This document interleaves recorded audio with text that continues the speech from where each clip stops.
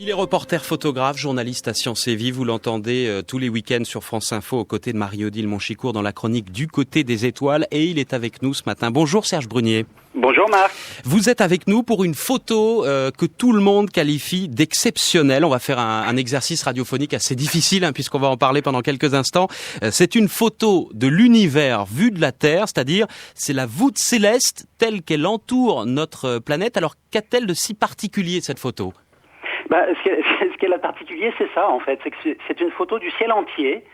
Et c'est relativement peu commun, on va dire, parce que photographier le ciel entier, ça exige de photographier le ciel aux 4 saisons et depuis les 2 hémisphères. Sinon, on ne peut pas photographier la voûte céleste entière, puisque bien entendu, dans le ciel quotidien, si vous voulez, on a toujours le soleil ou la lune qui passe.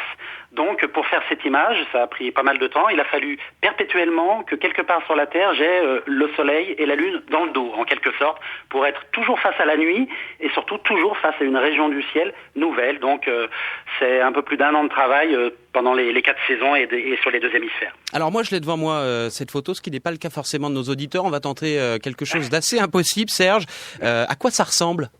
Alors, je crois que la radio, en fait, est le plus beau média d'image, à mon avis. Évidemment. Entre parenthèses. En fait, la photo est centrée. Alors, c'est un grand rectangle, parce que cette sphère céleste, qui est impossible à représenter, encore une fois, puisque c'est une sphère dans laquelle nous sommes enfermés, d'une certaine façon, cette sphère, on l'a projetée sur un plan, exactement comme on projette la surface de la Terre dans les planisphères sur un plan. Donc c'est le même type d'image, c'est un grand rectangle qui est centré, alors c'est un peu symbolique, qui est centré sur le trou noir qui se trouve au centre de notre galaxie. Donc en fait, la photo est centrée sur l'axe du monde, j'ai envie de dire, et on voit tout en travers de l'image, qui la traverse de part en part, une immense bande qui a l'air nuageuse, qui est criblée de millions et de millions d'étoiles, qui est la Voie lactée, la galaxie dans laquelle nous sommes plongés. Et ce qu'il y a de magique, Serge, c'est qu'on dirait une fresque, presque une peinture. Alors ça me fait plaisir. Vous l'avez pas retouché, hein ?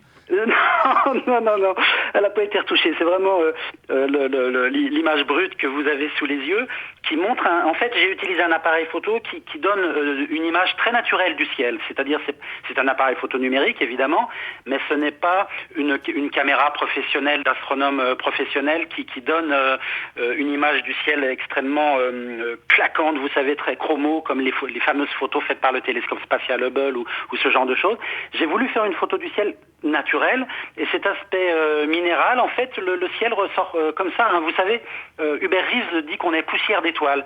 Et ben moi, je trouve paradoxalement qu'il y a une sorte de minéralité dans le ciel, effectivement. Et il y a un côté assez étonnant à se plonger dans cette photo, ou plutôt dans ces photos, puisqu'il s'agit d'un assemblage pour les spécialistes. 1 milliard de pixels, on y voit, paraît-il, mais alors vraiment tout petit, 100 millions d'étoiles. Merci Serge Brunier. Je précise évidemment que cette photo, pour tous ceux qui ont envie de la regarder ce matin, on peut la découvrir au Casino de Monaco. Pour ceux qui ne sont pas dans la principauté, elle est aussi sur le net grâce à l'Observatoire européen austral. Et puis, si vous voulez bien, Serge, on va la mettre très très vite dans les minutes qui viennent sur le site de France Info, france-info.com. Merci Serge. Absolument. Merci Marc. Au revoir.